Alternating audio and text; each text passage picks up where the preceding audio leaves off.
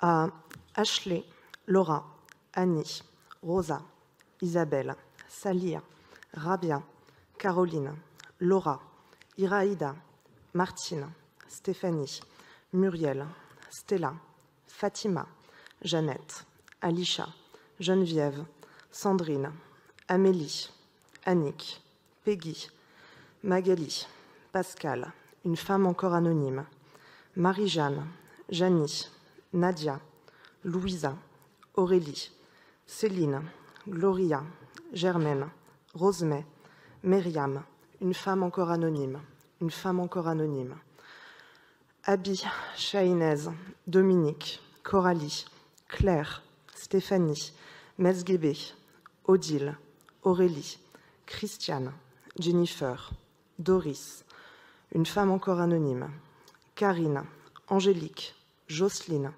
une femme encore anonyme, Cécilia, Sarah, Rachel, Sandra, Gabrielle, Augustine, Daniela, Françoise, une femme encore anonyme, Doriane, Delphine, Laetitia, Bouchra, Sylvie, une femme encore anonyme, une femme encore anonyme, une femme encore anonyme, Lorena, une femme encore anonyme, une femme encore anonyme, une femme encore anonyme, Lily, Clara, Carole, Ivana, une femme encore anonyme, Amana, une femme encore anonyme, Ginette, une femme encore anonyme, Léa, Willinelle, Adeline, Jennifer, Nadège, Karine.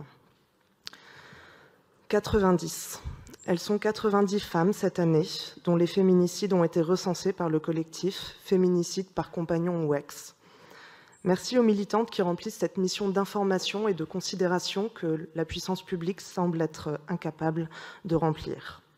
Ce sont notamment ces 90 femmes dont nous saluons la mémoire, dont nous rappelons la vie en citant leurs noms. Un salut d'autant plus indispensable que les crimes sexistes et sexuels ont longtemps été tabous ou mal nommés.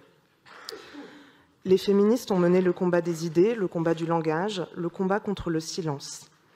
Il s'agit de rappeler les voix des femmes et des enfants que l'on n'entendra plus, de porter celles que l'on peine à croire, y compris dans les sanctuaires que devraient être les hôpitaux et les commissariats de police.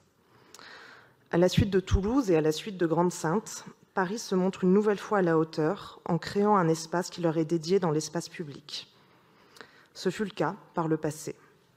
En 2017 déjà, le nom de Marie Trintignant a été donné à un square du 4e arrondissement.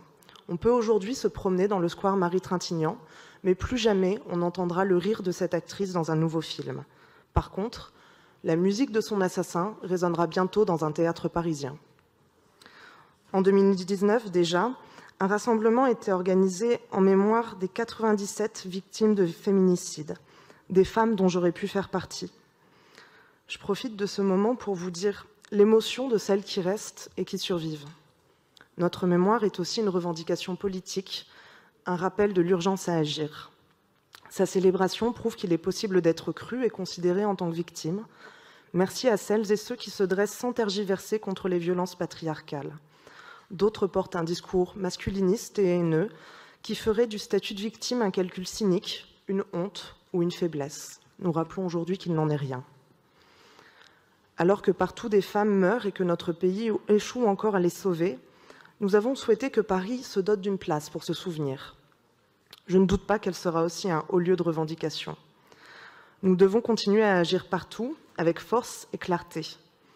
Alors plus encore que l'hommage aux femmes victimes de violences, les écologistes tiennent à rendre fémage à celles qui sont ou ont été victimes de violences masculines, parce que pour que des femmes meurent, il faut que des hommes tuent.